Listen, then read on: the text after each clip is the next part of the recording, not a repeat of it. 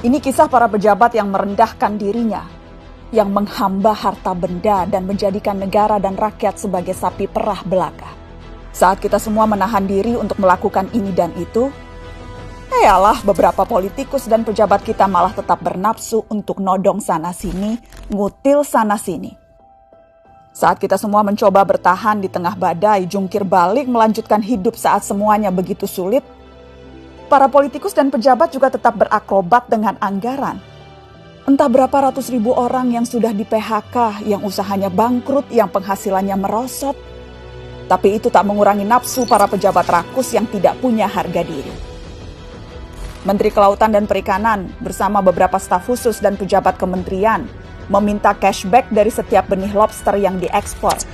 Mereka memakai uangnya untuk berbelanja barang-barang mewah persis ketika kebanyakan dari kita sedang mati-matian bertahan memenuhi kebutuhan-kebutuhan pokok.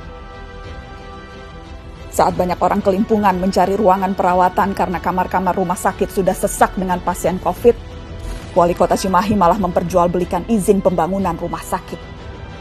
Dan yang lebih gila lagi, para pejabat Kementerian Sosial berikut dengan menterinya sekaligus malah menodong para vendor dengan uang cashback. Mereka meminta Rp10.000 dari setiap paket bantuan sosial.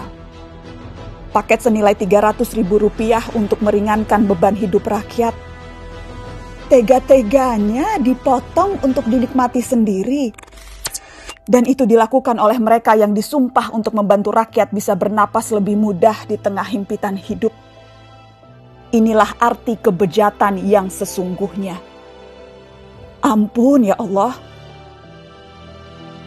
Sejak awal, dana triliunan rupiah yang digelontorkan dalam bentuk bantuan sosial memang rentan diselewengkan. Sudah banyak yang memprediksi potensi ini.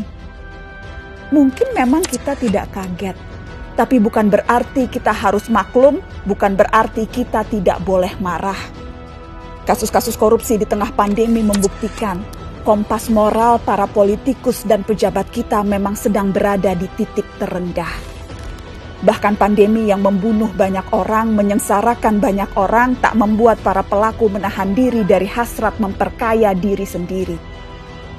Pandemi justru menjadi peluang untuk menggarong lebih banyak. Kegentingan dan kedaruratan justru jadi ruang baru untuk bertindak lebih brutal, lebih banal, lebih ugal-ugalan, dan lebih tidak tahu malu.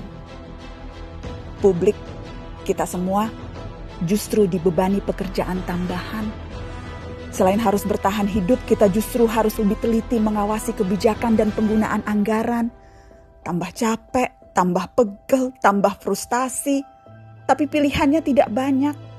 Semakin kita apatis, semakin senang mereka menggasak uang negara. Pandemi terbukti melahirkan kebiasaan-kebiasaan baru. Kecuali perilaku para politikus dan pejabat kita.